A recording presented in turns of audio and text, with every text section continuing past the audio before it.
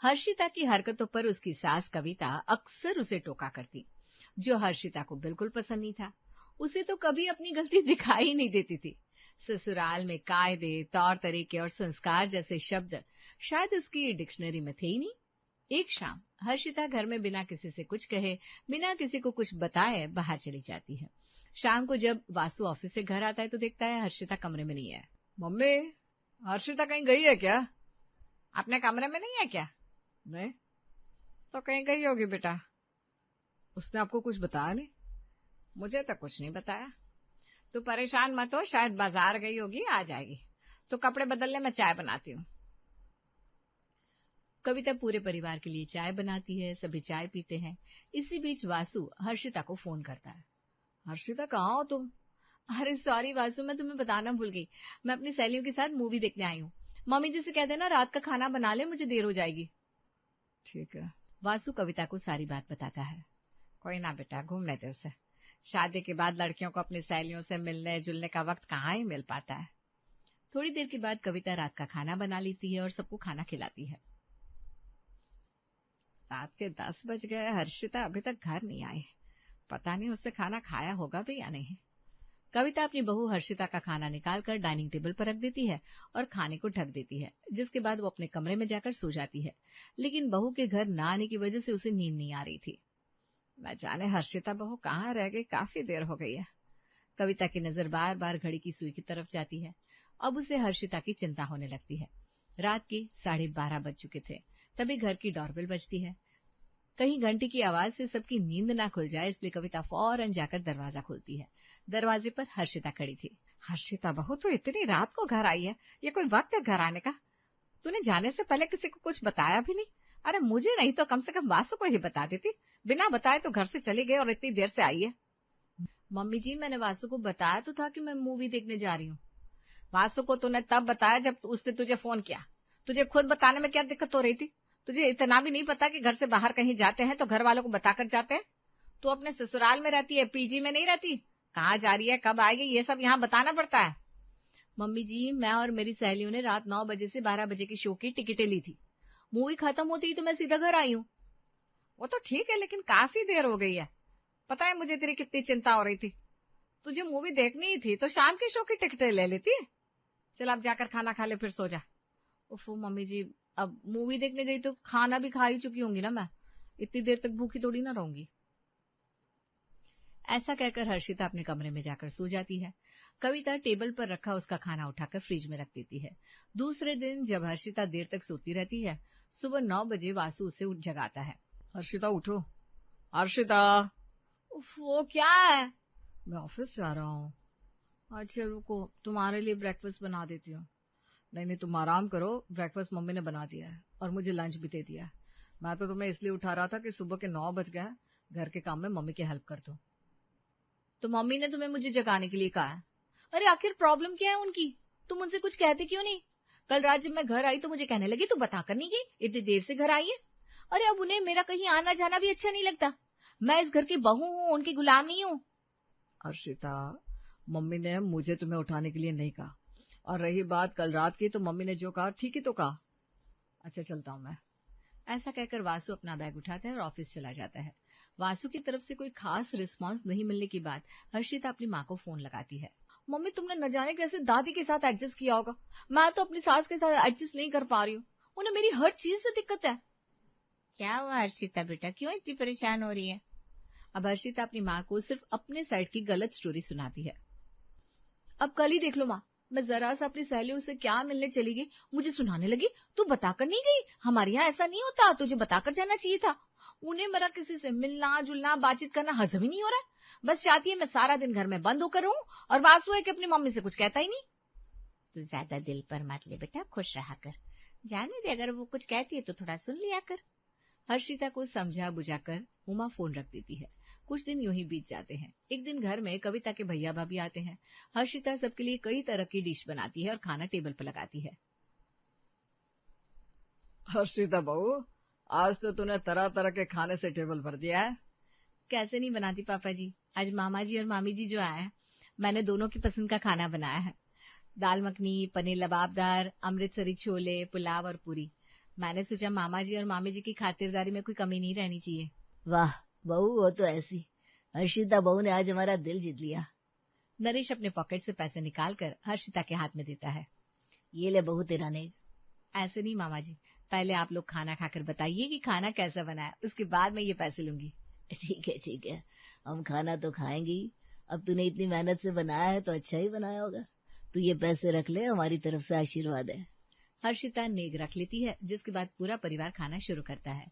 लेकिन दाल मखनी में नमक इतना ज्यादा था कि 1 चम्मच दाल खाने के बाद किसी ने दाल को हाथ तक नहीं लगाया। मामी जी, मामा जी, आप लोग सब्जी के साथ पुलाव खा रहे हैं, दाल अच्छी नहीं बनी है क्या? इससे पहले कि वे दोनों कुछ कहते, कविता बोल पड़ती है। ये क्या बोलेंगे, मैं बताती हूँ। तेरी बनाई हुई दाल क्यों खा नहीं रहा है कोई? दाल में नमक इतना तेज है कि ये खाने लायक ही नहीं बची। हर्षिता बहू, इतना नमक कौन डालता है? अगर नमक थोड़ा बहुत तेज होता तो सभी दाल खा लेते, लेकिन दाल में इतना नमक कौन डालता है कि दाल खाने लायक ही ना रहे? तो खुद ही टेस्ट करके देख लेना। मेहमानों के सामने कविता का इस तरह से बोलना हर्षिता को बहुत बुरा लगता है। वो खुद भी जब खाना खाने बैठती है तो उससे भी दाल नहीं खाई जाती, लेकिन अपनी गलती मानने के बजाय वो कविता से मुंह फुला लेती है। रात में जब मेहमान अपने घर चले जाते हैं, तब हर्षिता वासु से बिना बात किए मुंह फेर कर सोने लगती है। क्या बात है हर्षिता, तुम्हारा मूड कुछ ठीक नहीं लग रहा है। किसी ने तुमसे कुछ कहा है क्या? तुम खाने के टेबल पर नहीं थे क्या? हाँ था। तो तुमने देखा नहीं कैसे मम्मी जी ने मामा जी और मामी जी के सामने मेरे बनाए खाने की बुराई कर दी? अगर दाल में नमक तेज हो भी गया था तो अकेले में बोल सकती थी ना। मेहमानों के सामने मेरी बेइज्जती करने की क्या जरूरत थी? लेकिन तुम उन्हें कुछ बोलोगी नहीं, तुम तो अपनी मम्मा के बेटे हो ना। हर्षिता, मम्मी ने सिर्फ तुम्हें बताया था, और तुम्ही ने तो सबके सामने पूछा था कि आप लोग दाल क्यों नहीं खा रहे, तो मम्मी को सबके सामने बताना पड़ा। हाँ, तुम्हें अपनी मम्मी की गलती क्यों दिखाई देगी? दिखेगी तो सिर्फ मेरी गलती। हर्षिता मुंह फेर कर सो जाती है। इसी तरह से एक सुबह वो सबके लिए नाश्ता बना रही होती है, तभी उसकी मम्मी का फोन आता है। हाँ मम्मी, कैसी हो आप? पापा कैसे हैं? आज अपने नाश्ते में क्या बनाया? सब बढ़िया? फोन पर बातें करते हुए हर्षिता अपने कमरे में चली जाती है और इधर तवे पर रखा पराठा जलने लगता है। कुछ जलने की बदबू आ रही है क्या? कविता किचन में जाती है और देखती है कि तवे पर रखा पराठा जल रहा है। कविता उस पराठे को नीचे उतारती है और सबके लिए ताजे पराठे बनाती है। जब सभी लोगों का नाश्ता हो जाता है, तब हर्षिता अपने कमरे से बाहर आती है। मम्मी जी, मैंने तवे पर पराठा रखा था, कहाँ गया? और आपने तवा ठंडा कर दिया, अब मैं पराठे कैसे बनाऊंगी? बहू, तुझे बड़ी जल्दी याद आ गया कि तूने तवे पर पराठा रखा था। आधे घंटे के बाद तू आई है कमरे से बाहर, जल गया वो पराठा, देख। कविता उसे जला हुआ पराठा दिखाती है। तुझे फोन पर ही बात करनी थी तो पराठा बनाने के बाद बात कर लेती या मुझे बता देती, लेकिन ना तूने मुझे बताया और ना तवे से पराठा उतारा। तवे पर पराठा छोड़कर अपने कमरे में चली गई। थोड़ा तो ध्यान रखा कर बहू, मैंने पराठे बनाकर सबको नाश्ता करा दिया और तेरा पराठा भी रख दिया है, जा नाश्ता कर ले। लेकिन हर्षिता नाश्ता नहीं करती और घर के दूसरे कामों में लग जाती है। शाम को जब वासु घर आता है तो हर्षिता उसे कुछ और ही कहानी सुनाने लगती है। मम्मी जी को अब मेरा मायके वालों से बात करना भी पसंद नहीं है। मेरे घर वालों का फोन आ जाए तो मम्मी जी को बहुत बुरा लगता है। अरे यार, तुम मम्मी से बात करो ना, ऐसे नहीं चलेगा। मैं अपना घर छोड़कर आई हूँ, लेकिन अपने माता पिता को भूल नहीं सकती हूँ। हर्षिता, मम्मी ने यही कहा होगा ना कि काम करते वक्त फोन पर बात मत करो, बाद में बात कर लो। मैंने देखा था तुम पराठा तवे पर छोड़कर कमरे में चली गई थी। मुझे ऑफिस जाना था, अगर मम्मी नाश्ता नहीं बनाती तो मुझे बिना खाए ऑफिस जाना पड़ता। हाँ, सारी गलती मेरी है ना, अब मैं अपनी मम्मी से बात भी नहीं कर सकती। हर्षिता अपनी लापरवाही मानने के बजाय वासु पर बरसने लगी। इसी तरह से दिन गुजर रहे होते हैं। आए दिन उसकी हरकतें कुछ ऐसी होती कि कविता को उसे टोकना ही पड़ता। एक दिन घर के पास वाले किराने की दुकान से वो खाने पीने की कुछ चीजें जैसे चिप्स और बिस्किट खरीद कर ले आती है, और वो भी उधार पर। 2 दिन तक ना तो वो दुकान वाले का उधार चुकाती है, ना ही घर में किसी को ये बात बताती है। एक दिन दुकानदार बिल लेकर उसके ससुराल आ जाता है। कविता दरवाजा खोलती है। बहन जी, आपके 250 रुपए बकाया है, मुझे मेरे पैसे दे दो। बकाया? कैसे बकाया भैया? हमने आपकी दुकान से कभी कोई चीज उधार पर ली ही नहीं। 2 दिन पहले आपकी बहू रानी आई थी, उन्होंने कुछ सामान लिया था, उसी के पैसे देने बाकी है। कविता दुकानदार का उधार चुका देती है, जिसके बाद वो हर्षिता को समझाती है। हर्षिता बहू, इस घर में कभी किसी ने उधार नहीं चलाया, तो ऐसा फिर कभी मत करना। अगर तेरे पास पैसे ना हो तो मुझसे मांग लेना। अब इस बात को लेकर हर्षिता राय का पहाड़ बनाती है। वो वासु को तो सुनाती है, साथ में अपनी माँ उमा को भी फोन करती है। मम्मी, मेरी सास ने तो हद ही कर दी, अब उन्हें मेरा कुछ खाना पीना भी बुरा लगने लगा है। मैंने चिप्स और बिस्किट खरीद लिए तो मुझे इतना सुनाया। मम्मी आप एक काम करो, मुझे और वासु को कुछ दिनों के लिए अपने घर बुला लो। उससे क्या ही होगा बेटा? वासु अपनी मम्मी को कुछ नहीं कहता। आप वासु के साथ वैसा ही व्यवहार करना जैसा मेरी सास मेरे साथ करती है। आपको भी तो पता चले कि आपका दामाद कैसा है। जैसे मेरी सास मेरी हर छोटी मोटी बातों में मेरी गलतियां निकालती है, वैसे आप भी ना वासु की गलतियां निकालना, फिर उसे पता चलेगा ससुराल में सास की बातें और ताने सुनना कैसा लगता है। ठीक है, मैं वासु को फोन करती हूँ। उसके बाद उमा वासु को फोन करती है। वासु बेटा, मेरी तबीयत बहुत खराब है, पता नहीं कितने दिनों के मेहमान हूँ बस। अरे ऐसा क्यों कह रहे हैं मम्मी जी, आपको कुछ नहीं होगा। मैं और हर्षिता आज शाम को ही आपके पास आ रहे हैं। उमा हर्षिता को फोन करके बताती है कि वासु उसे लेकर उसके मायके आने वाला है। अब आया ना ऊंट पहाड़ के नीचे। जब वासु हमारे घर में छोटी चड्डी पहनकर घूमेगा ना, तब तुम उसे टोकना, उससे कहना हमारे घर के दामाद ऐसे कपड़े नहीं पहनते।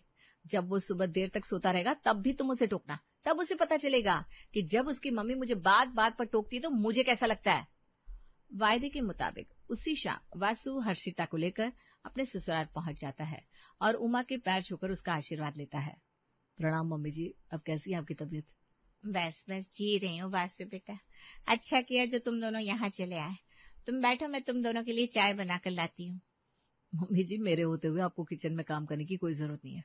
आप आराम से बैठो, चाय मैं बनाऊंगा। चाय तुम बनाओगे? हाँ, अब आपका बेटा आ गया है। आपका बेटा चाय बनाएगा और खाना भी बनाएगा। मैं बस अभी कपड़े बदल कर आया। ठीक है बेटा। वासु कपड़े बदलने के लिए अपने कमरे में जाता है। तभी हर्षिता उमा से कहती है, माँ अभी वो लोअर टी शर्ट पहनकर आएगा, तुम मुझसे कहना हमारे यहाँ ऐसे कपड़े नहीं पहने जाते। हर्षिता चाहती थी कि वासु को उसके ससुराल में बहू वाला ट्रीटमेंट मिले, लेकिन वासु इसकी कोई गुंजाइश ही नहीं छोड़ता, क्योंकि वो कपड़े तो बदलता है लेकिन लोअर टी शर्ट ना पहनकर कुर्ता पजामा पहनकर बाहर आता है। उमा उसे देखती रह जाती है। मम्मी जी, मैं बस 5 मिनट में चाय लेकर आया।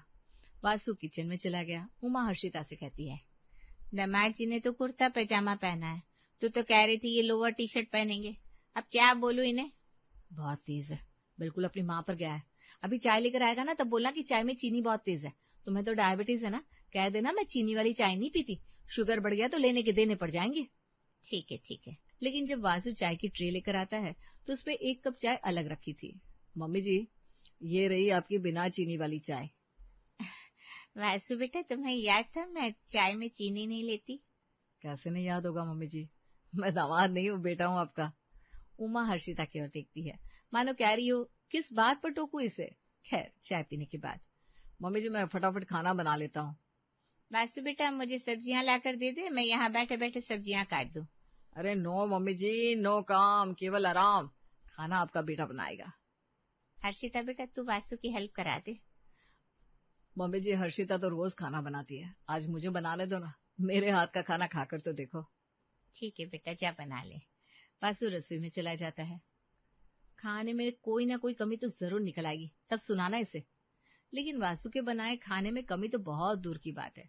उसने जो खाना बनाया था वैसा खाना तो उमा ने कभी खाया भी नहीं था। खाने का पहला निवाला खाते ही उमा तारीफों के पुल बांधने लगती है। वासु बेटा, तुमने खाना बनाना कहाँ से सीखा? सच में मुझे ऐसा लग रहा है जैसे मैं किसी 5 स्टार होटल में बैठकर खा रही हूँ। खाना बहुत ही टेस्टी है। इतना टेस्टी खाना तो मैं भी कभी नहीं बनाती। मम्मी जी, खाना बनाना मुझे मम्मी ने सिखाया है। वासु सबको खाना खिलाता है, उसके बाद वो बर्तन भी साफ कर देता है। रात में जब उमा अपने कमरे में सोने जाती है तब वासु उसके पैर दबाता है और सुबह सबके उठने से पहले उठ जाता है। उमा और हर्षिता जब जागते हैं और अपने कमरे से बाहर आते हैं तो देखते हैं वासु किचन में चाय बना रहा था। गुड मॉर्निंग मम्मी जी, चाय रेडी है, आप लोग बैठो, मैं अभी चाय और टोस्ट लेकर आता हूँ। वासु जल्दी जल्दी टोस्ट गर्म करता है, उस पर बटर लगाता है और चाय के साथ टोस्ट लेकर बाहर आता है। ये लो मम्मी जी, चाय और टोस्ट खाओ, और जल्दी से बता दो आप लोग नाश्ते में क्या खाओगे। वासु बेटा, घर में ब्रेड और बटर तो था नहीं, आपने टोस्ट कैसे बनाया? अरे सुबह मार्केट से लेकर आया हूँ मम्मी जी। अब वो सब छोड़ो, ये बताओ नाश्ते में क्या खाओगी। नाश्ता मैं बना लूंगी बेटा, आप जब से आए हो काम ही कर रहे हो, आज आप आराम करो। मम्मी जी, मैं यहाँ आया हूँ किस लिए? आपको आराम मिल सके इसलिए। मैं आपसे काम करवाने नहीं आया हूँ। अगर आप काम करोगी तो हमारे यहाँ आने का क्या फायदा। चलो जल्दी से बताओ क्या खाओगी। जो आपका दिल करे वही बना लो बेटा। तभी हर्षिता कहती है, वासु सुनो ना, आज मेरा पनीर डोसा खाने का बहुत मन कर रहा है। ठीक है मैडम, पनीर डोसा बना देता हूँ। वासु नाश्ता बनाने के लिए रसोई में जाता है। मम्मी, मुझे पक्का विश्वास है पनीर डोसा तो वासु बना ही नहीं पाएगा। उस समय तुम उसे सुनाना, बेटा डोसा ऐसे नहीं बनाए जाते, आपको बनाना नहीं आता था तो पहले बता देते, कम से कम हमारा सामान तो बर्बाद नहीं होता। ठीक है, लेकिन पहले उसे बना कर लाने तो दे। इसी बीच वासु के फोन की घंटी बजने लगती है। हर्षिता देखती है उसकी सास कविता का फोन आ रहा है। वो फोन लेकर रसोई में जाती है। वासु, मम्मी जी का फोन है। अभी रहने दो, मैं बाद में बात कर लूंगा। तुम उनसे कह दो कि मैं अभी मॉर्निंग वॉक पर गया हूँ। हर्षिता ऐसा ही करती है। कविता का फोन रिसीव करके उससे कह देती है वासु मॉर्निंग वॉक पर गया है। देख, वासु ने किचन छोड़कर अपनी माँ का फोन नहीं उठाया। अब मैं किस बात पर सुनाऊं उसे? अरे मम्मी, आप रुको तो सही, डोसा बनने दो, फिर देखना कितनी कमियां होंगी उस डोसे में। थोड़ी देर के बाद वासु पनीर डोसा बनाकर लाता है। जब उमा और हर्षिता डोसा खाती है, डोसा मुंह में जाते ही घुल जाता है। वासु बेटा, इतना लजीज डोसा मैंने पहले कभी नहीं खाया। सचमुच आप तो मास्टर शेफ हो, इसे कुछ क्यों नहीं सिखाते? ऐसी बात नहीं है मम्मी जी, हर्षिता भी बहुत अच्छा खाना बनाती है। सभी लोग नाश्ता करते हैं, जिसके बाद उमा अपने कमरे में जाती है। पीछे पीछे हर्षिता भी आती है। मम्मी, अभी वासु अपने कमरे में आराम कर रहा है, जब उठकर आया ना तब उससे कहना कि हमारे यहाँ दिन में नहीं सोया जाता। अब उमा हर्षिता को डांटते हुए कहती है, चुप कर तू, वासु आराम करने नहीं गया, वो नहाने गया है और मुझे बता कर गया है। जब से आई है वासु ऐसे वासु वैसे, उसे ये सुनाओ उसे वो सुनाओ। अरे क्या सुनाओ उसे, वो तो परफेक्ट दामाद है, उसमें कोई कमी है ही नहीं। जरूर तेरे में ही कोई कमी है, तभी तेरी सास तुझे बात बात पर टोकती है। अरे सुधार अपने आप को, अपने ससुराल जा और अपने सास की सेवा ठीक उसी तरह से करना जैसे वासु मेरी सेवा कर रहा है। अरे ओ नीतू, जिंदा है कि नहीं? बड़ी मुश्किल से दर्शन हुए हैं तेरे। हट पागल, ऐसी भी क्या बात है? तूने तो जैसे बड़ी सुध ले ली है मेरी। अरे मैं फोन करूँ तो मैडम को फुर्सती कहाँ रहती है, कभी बेटी के साथ, कभी ऑफिस, कभी किटी पार्टी। अरे यार ये सब छोड़, पहले ये बता तू कैसी है? बस भगवान की दया है, बाकी घुटने जवाब देना शुरू कर दिए हैं। अच्छा, मतलब हमारी कॉलेज क्वीन पर बुढ़ापे का असर दिखाई देने लगा है। वैसे कॉलेज में भी तो तू सीढ़ियां दो दो करके चढ़ती थी। हाँ यार, लेकिन अब वही सीढ़ियों को देखकर लगता है कि घर में लिफ्ट लगवा लूं। भाई बुढ़ापे का एहसास होने लगता है बार बार। दोनों सहेलियां जोर जोर से हंसने लगती है। तभी नीतू की बेटी रितु आवाज देती है, माँ चाय बना दो आपके लिए। हाँ बेटा, मेरे लिए भी बना दे और अपने लिए भी बना लेना। अरे ये तो ऋतु है क्या? हाँ मेरी बेटिया। अरे बाप रे, इतनी बड़ी हो गई, कल तक तो गोद में घूमती थी। नमस्ते आंटी। खुश रहो बेटा, बड़ी प्यारी लग रही हो। अच्छा बस बस, इतनी भी तारीफ मत कर, नजर लग जाएगी। नजर तो पहले ही लग गई होगी, इतनी समझदार और संस्कारी बेटी जो है तेरी। चल ठीक है, मेरी पूजा करने का टाइम हो गया है, फिर कभी बात करते हैं। हाँ चल ठीक है, मुझे भी सब्जी मंडी जाना है, बाय बाय। दोनों सहेलियां फोन काट देती है। और अब रविवार की सुबह सुनीता के घर फिर वही चर्चा शुरू होती है जो पिछले 6 महीनों से हर रविवार होती थी, राघव की शादी। सुनीता एक बात पूछो, गुस्सा मत करना।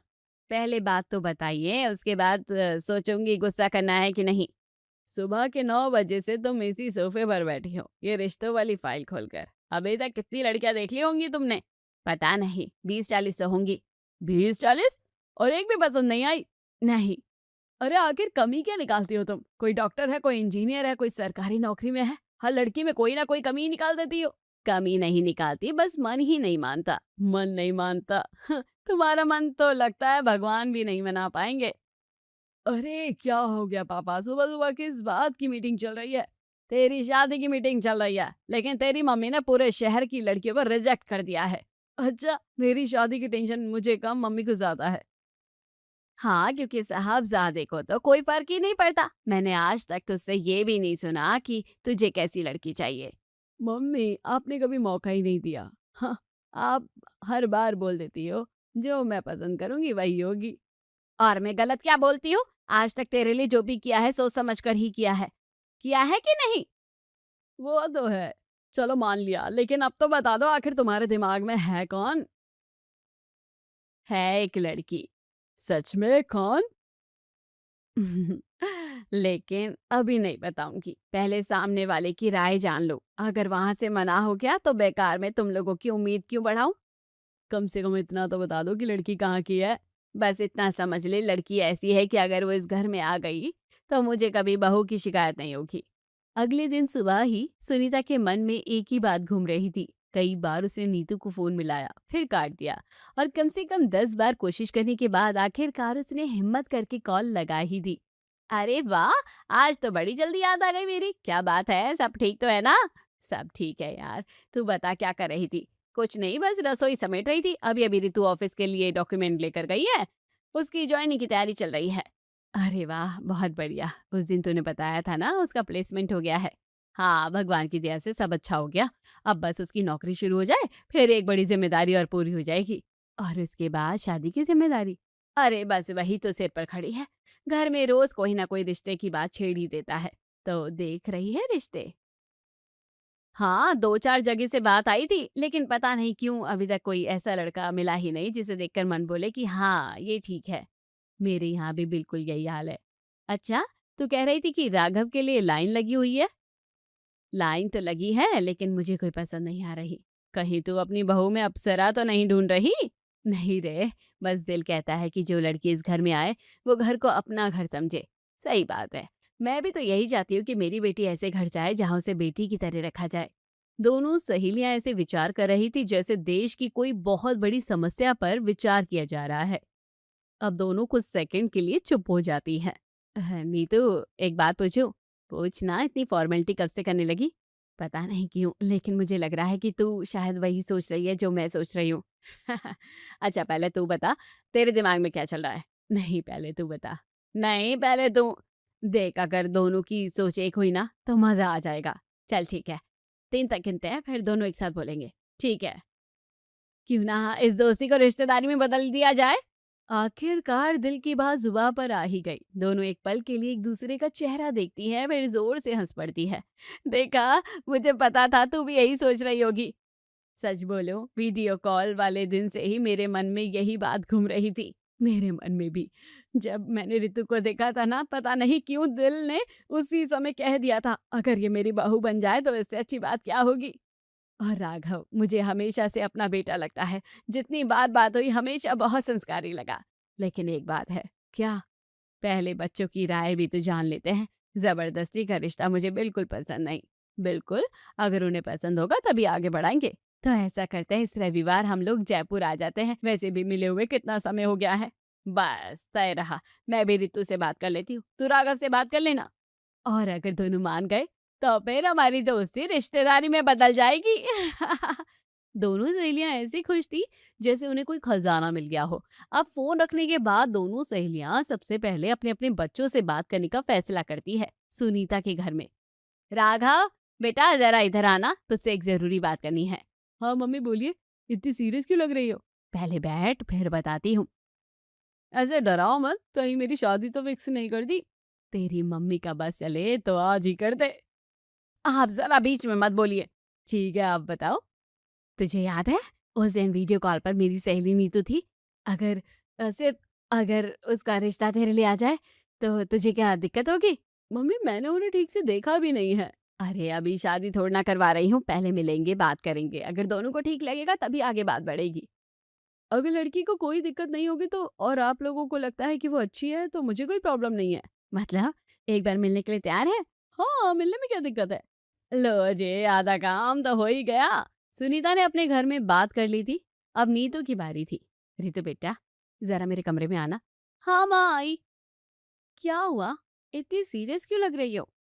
तुझे याद है मेरी बचपन वाली दोस्त सुनीता? हाँ, जिनसे उस दिन वीडियो कॉल पर बात हुई थी। अगर वो लोग तेरा रिश्ता मांगे तो? इतनी जल्दी? अरे पगली, शादी आज नहीं हो रही, बस पूछ रही हूँ, मिलने में कोई दिक्कत थोड़ी ना है। माँ, अगर आप और पापा को लगता है कि लोग अच्छे हैं तो मुझे मिलने में कोई परेशानी नहीं है। बस मुझे यही सुनना था। बच्चों की हाँ सुनने के बाद परिवारों का मिलना तय हुआ और 2 दिन बाद सुनीता अपने पूरे परिवार के साथ जयपुर पहुंच गई। अरे सुनीता, नीतू, दोनों एक दूसरे के गले लग जाती हैं। लगता है आज हमें कोई पूछेगा ही नहीं। अरे भाई साहब, 20 साल का हिसाब किताब पहले पूरा होने दीजिए पहले। महेश जी की बात सुनकर सब लोग हंसने लगते हैं कि तभी, ऋतु बेटा जरा इधर आना। नमस्ते अंकल, नमस्ते आंटी। खुश रहो बेटा। पहले दोनों परिवार आपस में मिलते हैं और फिर बारी आती है होने वाले दूल्हा दुल्हन को आपस में मिलाने की। और हर मिडिल क्लास फैमिली की तरह यहाँ भी शादी से पहले लड़का और लड़की को अकेले में बात करने भेज दिया जाता है। राघव बेटा, तुम लोग चाहो तो गार्डन में बैठकर भी बात कर सकते हो। जी मम्मी। दोनों गार्डन की तरफ चले जाते हैं जबकि दोनों परिवार ड्राइंग रूम में बैठकर चाय पीते हुए बातें करने लगते हैं। राघव और ऋतु पहली बार आमने सामने बैठे थे। दोनों के हाथ में चाय का कप था। दोनों के चेहरे पर हल्की सी झिझक साफ दिखाई दे रही थी। तो कैसी चल रही है लाइफ? अभी तक तो ठीक चल रही थी, लेकिन आज थोड़ी अजीब लग रही है। मतलब मेरी वजह से? नहीं, इस पूरे रिश्ते देखने वाले माहौल की वजह से। अच्छा हुआ, मुझे लगा कहीं पहली बार मुलाकात में ही मैंने कुछ गलत तो नहीं कर दिया। अभी तो मिले ही हैं, गलती करने का मौका कहाँ मिला आपको? देखो, मैं एक बात पहले ही साफ कर देता हूँ। जी? अगर तुम्हें ये रिश्ता पसंद नहीं है या तुम्हारे मन में कोई और प्लान है तो बिल्कुल खुलकर बोल देना। सिर्फ घर वालों की खुशी के लिए हाँ मत कहना। यही बात मैं आपसे कहने वाली थी। मतलब हमारी सोच थोड़ी थोड़ी मिलती है शायद। वैसे आगे क्या करना है, जॉब वगैरह? इंजीनियरिंग खत्म हो गई है, अभी कैंपस प्लेसमेंट हुआ है, अगले महीने ज्वाइनिंग है। वाह, बधाई हो। Thank you. जॉब शादी के बाद भी कंटिन्यू करना चाहोगी? हाँ, अगर घर वालों को कोई दिक्कत ना हो तो। मुझे तो बिल्कुल दिक्कत नहीं होगी, बल्कि मुझे अच्छा लगेगा कि तुम अपने सपने पूरे करो। गार्डन में कुछ देर बातें करके राघव और ऋतु वापस अंदर आते हैं। क्या हुआ बेटा, बातें हो गई? जी हो गई। और बेटा जी, मुझे भी कोई दिक्कत नहीं है। दोनों परिवार एक दूसरे की तरफ देखते हैं। सबके चेहरे पर मुस्कान आ जाती है। तो फिर मेरी तरफ से ये रिश्ता पक्का समझिए। हमें भी ये रिश्ता मंजूर है। यार, मैंने तो सोचा भी नहीं था कि 20 साल पुरानी दोस्ती एक दिन रिश्तेदारी में बदल जाएगी। भगवान करे ये रिश्ता हमारी दोस्ती से भी ज्यादा मजबूत निकले। दोनों सहेलियों की दोस्ती रिश्तेदारी में बदल जाती है और दोनों गले लग जाती हैं। कुछ ही महीने में धूमधाम से राघव और ऋतु की शादी हो गई। विदाई के बाद ऋतु पहली बार अपने नए घर में बहू बनकर आई। और विदाई के अगले दिन सुबह 5:30 बजे ऋतु उठकर तैयार भी होती है और बिना किसी को जगाए वो रसोई में भी चली जाती है।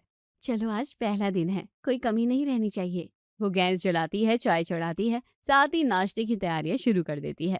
तभी कुछ देर बाद सुनीता नींद से उठती है। अरे, रसोई में कौन है इतनी सुबह? वो रसोई में जाती है और सामने ऋतु को देखकर हैरान हो जाती है। अरे बहू, तू इतनी सुबह? गुड मॉर्निंग मम्मी जी। अरे, तूने मुझे उठाया क्यों नहीं? आप रोज इतना काम करती है, सोचा आज आपको थोड़ा आराम करने दूं। लेकिन पहला दिन है तेरा, इसलिए इसलिए तो वो कहते हैं ना, first impression is the last impression. Ritu की बातें सुनकर सुनीता हंसने लगती है और तभी उसकी नजर रसोई में बनने वाले पराठों पर पड़ती है। अरे, ये सब तूने बनाया? हाँ, आलू के पराठे बना रही हूँ, साथ में दही और चटनी भी रख दी है। इतनी जल्दी?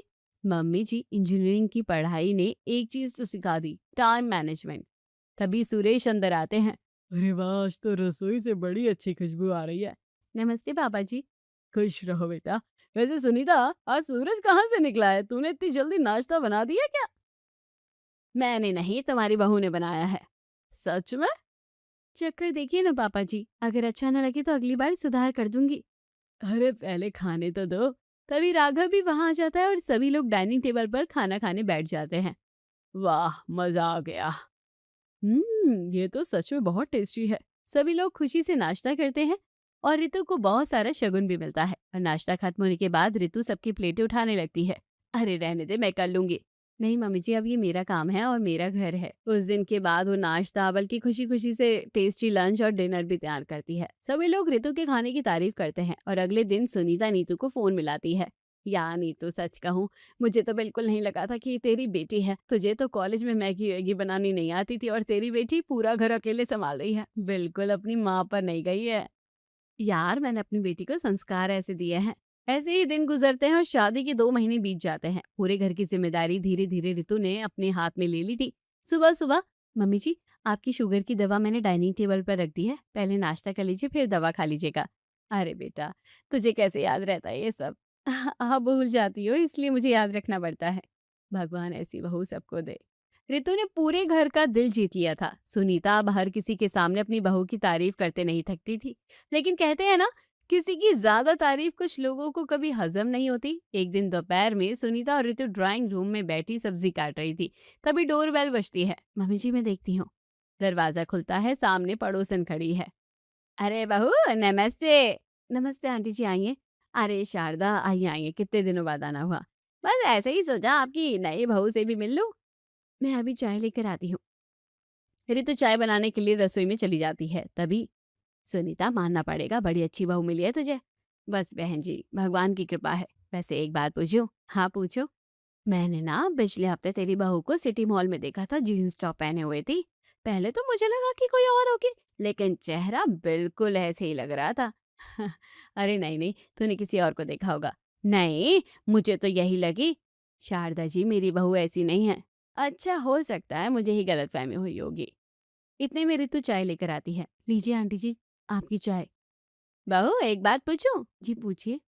तो पिछले हफ्ते सिटी मॉल गई थी क्या? अरे नहीं नहीं आंटी, मैं ये मॉल वगैरह घूमने नहीं जाती।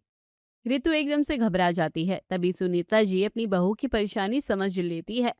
अरे छोड़ो ना ये सब, चाय पियो। ठीक है ठीक है।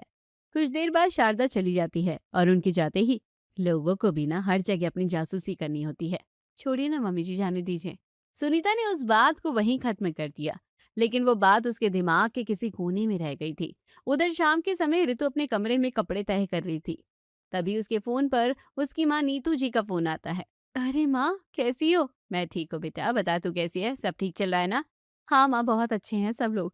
मम्मी जी भी मेरा बहुत ध्यान रखती है। चल, भगवान का लाख लाख शुक्र है। मैं तो बस यही सोचती रहती हूँ कि मेरी बेटी वहाँ खुश रहे। लेकिन बेटा, जैसा मैंने तुझे समझाया था वैसे ही सब ठीक चलते रहना चाहिए ना? हाँ माँ, बिल्कुल वैसे ही। आप बिल्कुल टेंशन मत लो। देख बेटा, कोई भी ऐसी बात मत होने देना जिससे किसी को तकलीफ पहुंचे। आप चिंता मत करो, मैं सब संभाल लूंगी। माँ बेटी आपस में बात करके फोन काट देती है, लेकिन उसी समय सुनीता पानी लेने के लिए कमरे के बाहर आई होती है। दरवाजा पूरा बंद नहीं होता और वो नीतू और रितु की कन्वर्सेशन सुन लेती है। ये किस बारे में बात कर रहे थे? इतने में रितु दरवाजा खोल देती है। अरे मम्मी जी, आप? कुछ काम था? नहीं नहीं नहीं, बस पानी लेने आई थी। उस दिन के बाद सुनीता ने किसी से कुछ नहीं कहा। लकी उसका शक अब गहरा होता जा रहा था। दोपहर के समय सुनीता और पड़ोसन शारदा बाहर गेट पर खड़ी बातें कर रही थी। सुनीता, आजकल तेरी बहू दिखाई नहीं देती। घर का काम उसी के भरोसे चलता है, कभी रसोई में होगी, कभी ऊपर कमरे में। अच्छा। इतने में शारदा की बेटी पूजा दौड़ते हुए आती है। मम्मी देखो देखो, मेरी फ्रेंड ने अभी ये रील भेजी है। कल रात क्लब गई थी ना वो, वहाँ ये लोग भी थे। कौन लोग? पूजा अपने मोबाइल पर स्क्रीन पर रील चला देती है। तभी शारदा तुरंत सुनीता की तरफ मुड़ती है। सुनीता, जरा इधर आना। क्या हुआ? पहले ये देख। सुनीता मोबाइल देखती है। रील में राघव और ऋतु साफ दिखाई दे रहे हैं। ये मैं ना कह रही थी, मुझे पहले भी तेरी बहू पर शक हुआ था। अब बोल, ये तेरी बहू नहीं है? चेहरा तो ऋतु जैसा ही लग रहा है। ऋतु जैसा नहीं, ऋतु ही है। तभी ऋतु सुनीता जी को अंदर से आवाज लगाती है। मम्मी जी, चाय बन गई है। पूछ ले, अभी पूछ ले। सास की तरफ से कोई जवाब ना मिलने पर ऋतु खुद बाहर जाती है। क्या हुआ मम्मी जी? मैं आपको चाय के लिए बुला रही थी, चाय ठंडी हो गई है। बहू, एक बात पूछूं? जी मम्मी, पूछिए। ये वीडियो देख। ऋतु वीडियो देखते ही एक सेकंड के लिए चौंक जाती है। मम्मी जी, ये मैं नहीं हूँ। अरे बहू, इतना भी क्या झूठ बोलना, चेहरा साफ दिख रहा है। आंटी जी, आजकल एआई से भी वीडियो बन जाते हैं, ऊपर से इतनी भीड़ में किसी का चेहरा किसी से भी मिलता जुलता लग सकता है। अच्छा, अब मैं झूठ बोल रही हूँ? ठीक है बहू, अगर तुम कह रही हो तो कि तुम ये नहीं हो, तो मुझे तुम पर भरोसा है। सुनीता, तू बहुत सीधी है, बाद में मत कहना कि बताया नहीं। शारदा जी, मेरी बहू पर उंगली उठाने से पहले 100 बार सोचेगा। ठीक है, समय आने दो। सुनीता जी शारदा जी के मुंह पर जवाब देकर घर के अंदर आ जाती है। लेकिन पता नहीं क्यों आज पहली बार दिल और दिमाग एक दूसरे की बात नहीं मान रहे। उस दिन के बाद सुनीता ने किसी से कुछ नहीं कहा, न ऋतु न राघव से। अगली सुबह रसोई में ऋतु नाश्ता बना रही है। मम्मी जी, आज मैंने बाजरे की रोटी और मिक्स वेज बनाई है। सही कह रही है बेटा। वैसे भी मुझे बाहर का खाना बिल्कुल पसंद नहीं है। एक दो बार खा लो तो ठीक है, लेकिन रोज रोज तो मैं सोच भी नहीं सकती। हाँ मम्मी, ये तो मुझे भी बाहर का खाना खाने नहीं देती। अरे बाहर के खाने में कितना ऑयल होता है, घर का खाना ही सबसे बढ़िया होता है। भगवान करे हर घर में ऐसी सोच वाली बहू आ जाए। सब लोग नाश्ता करके अपने अपने काम में लग जाते हैं। कुछ देर बाद रितु अपने कमरे की सफाई कर रही थी। कमरे का डस्टबिन उठाकर बाहर बड़े डस्टबिन में खाली करती है और फिर किसी काम से ऊपर चली जाती है। उसी समय सुनीता कूड़ा फेंकने बाहर आती है। उसकी नजर बड़े डस्टबिन पर पड़ती है। अरे ये डस्टबिन तो पूरा भर गया। वो ढक्कन उठाती है तभी उसकी नजर एक बर्गर के रैपर पर जाती है, फिर पिज्जा का बॉक्स, फिर फ्रेंच फ्राइज का पैकेट, फिर कोल्ड ड्रिंक की बोतल। हे भगवान, ये सब! वो एक एक करके रैपर को बाहर निकालती है। कल तो घर में किसी ने बाहर से कुछ मंगवाया ही नहीं। शाम के समय दोनों सास बहू बैठकर टीवी देख रही होती है कि तभी, बहू, एक बात पूछूं? जी मम्मी जी। तुमने कभी बर्गर वर्गर खाया है? कॉलेज में कभी कभी दोस्तों के साथ खा लिया होगा, लेकिन अब तो बिल्कुल मन नहीं करता। क्यों, आपको खाने का मन है क्या? अगर बोलो तो मंगा देती हूँ। नहीं नहीं, बस ऐसे ही पूछ रही थी। एक तरफ कहती है कि बाहर का खाना पसंद नहीं और दूसरी तरफ उसके कमरे के डस्टबिन में इतने सारे रैपर निकलते हैं। आखिर सच क्या है? सुनीता अभी भी अपनी बहू पर भरोसा करना चाहती थी, लेकिन अगले दिन सुबह रितु कपड़े धोकर सूखने के लिए ले जा रही होती है कि तभी, मम्मी जी मैं कपड़े छत पर सुखा कर आती हूँ। हाँ बेटा, आराम से जा। रितु कपड़े सुखाकर नीचे आ जाती है और नहाने चली जाती है। तभी बाहर तेज बारिश शुरू हो जाती है। सुनीता जी घबराकर छत पर कपड़े लेने के लिए भागती है और रितु की साड़ी के नीचे से अचानक कोई एक छोटा सा वेस्टर्न ड्रेस और शॉर्ट्स जमीन पर गिर जाता है। ये हमारे घर में ये कपड़े किसके हो सकते हैं? अगर रितु से पूछूंगी फिर वो मना करेगी। सुनीता का शक गहरा होता जा रहा था और उसी रात, पहले क्लब वाली बात, फिर जंक फूड के रैपर और अभी ये कपड़े, क्या मेरी बहू सचमुच मुझसे कुछ छुपा रही है? उसी समय बाहर से रितु की हंसी की आवाज आती है। चलो आज आइसक्रीम खाने चलते हैं। नहीं, पहले मम्मी जी की दवाई दे देती हूँ फिर चलते हैं। ये लड़की एक पल में इतनी अच्छी और दूसरे पल में मेरे मन में सवाल छोड़ जाती है। उसी रात 11 बजे पूरा घर सोने की तैयारी कर रहा था, लेकिन सुनीता की आंखों में नींद बिल्कुल नहीं थी। वो आंखें बंद करके अपने कमरे में लेटी हुई थी कि तभी, लगता है सब सो गए। हाँ, लेकिन सावधानी से, आज कोई रिस्क नहीं लेना है। ऋतु अलमारी खोलती है, अंदर से एक शॉर्ट वेस्टर्न ड्रेस निकालती है, उसे पहनती है और फिर उसके ऊपर जल्दी से साड़ी लपेट लेती है। तुम भी ना पूरा मिशन बनाकर रखती हो। क्या करूं, अगर किसी ने देख लिया तो? एक तरफ राघव और ऋतु खिचड़ी पका रहे होते हैं, वहीं दूसरी तरफ सुनीता अपने कमरे में लेटी है। उसे हल्की सी आहट सुनाई देती है। इतनी रात को कौन जाग रहा है?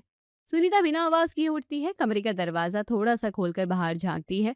ऋतु और राघव दोनों दरवाजा धीरे से खोलते हैं और बाहर निकल जाते हैं। हे भगवान, इतनी रात को कहाँ जा रहे हैं ये दोनों? आज मैं पूरा सच जान कर रहूंगी। सुनीता राघव के पीछे पीछे चल देती है। राघव और ऋतु कार से निकलते हैं, तभी सुनीता भी एक ऑटो रोकती है। भैया, सामने वाली सफेद कार दिख रही है ना, बस उसी के पीछे पीछे चलिए, लेकिन ध्यान रहे उन्हें पता ना चलना चाहिए। ठीक है मैडम। हे भगवान, जो मैं सोच रही हूँ वो सच ना निकले। करीब 20 मिनट बाद कार एक बड़े क्लब के बाहर रुकती है। सुनीता थोड़ा दूर ऑटो से उतर जाती है और एक पेड़ के पीछे खड़ी होकर देखने लगती है।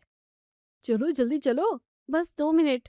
ऋतु गाड़ी से वेस्टर्न शॉर्ट ड्रेस में उतरती है, जिसे देखकर, नहीं ये सब सच नहीं हो सकता। मतलब मैं सोचती थी कि ये बिल्कुल अपनी माँ जैसी नहीं है, लेकिन ये तो बिल्कुल नीतू की जैसी है। मेरी बहू भी बिल्कुल अपनी माँ पर गई है। हे भगवान! सुनीता जी घबराते हुए क्लब के दरवाजे पर जाती है, जहाँ राघव और ऋतु एक साथ डांस कर रहे होते हैं। तभी ऋतु की नजर दरवाजे पर पड़ती है। राघव, क्या हुआ? उधर देखो। राघव पीछे मुड़कर देखता है। मम्मी, मम्मी जी आप? बस बस बेटा, अब एक भी झूठ मत बोलना। इतने दिनों से मैं हर किसी से कहती फिरती थी मेरी बहू बिल्कुल अपनी माँ पर नहीं गई, लेकिन आज आज समझ आया तू बिल्कुल अपनी माँ पर गई है, बिल्कुल अपनी माँ पर। सुनीता जी का गुस्सा देखकर ऋतु और राघव की सिट्टी पिट्टी गुम हो जाती है। ऋतु और राघव दोनों सुनीता जी के पैर पकड़ लेते हैं कि तभी, मुझे इस बात का अफसोस है कि तूने मुझसे ये सब छुपाया, लेकिन कम से कम अपनी माँ की तरह मुझ पर भरोसा तो करती। जी हाँ बेटा, कम से कम तेरी माँ अभी कोई काम करती थी तो मुझे बता तो देती थी, और तूने मुझसे इतनी बड़ी बात छुपाई। ये क्या कह रही हैं आप मम्मी जी? यही कि अगर यही सब करना था तो कम से कम मुझे बता देती, ताकि मैं गर्व से कह पाती कि मेरी बहू बिल्कुल अपनी माँ पर गई है। हमें माफ कर दीजिए मम्मी जी, आज के बाद हम सब ये काम कभी नहीं करेंगे। अरे फिर वही बात, बेटी तेरी माँ के हजारों राज अपने मैंने सीने में दफन किए हुए हैं। मैं तो हैरान थी कि मेरी बहू अपनी माँ पर कैसे नहीं गई। मैं तो बस इतना चाहती हूँ कि तुम्हें जो भी कुछ करना है मुझे बता कर करो, बिल्कुल अपनी माँ की तरह। सुनीता जी की बात सुनकर रितु हैरान हो जाती है और फिर हंसने लगती है।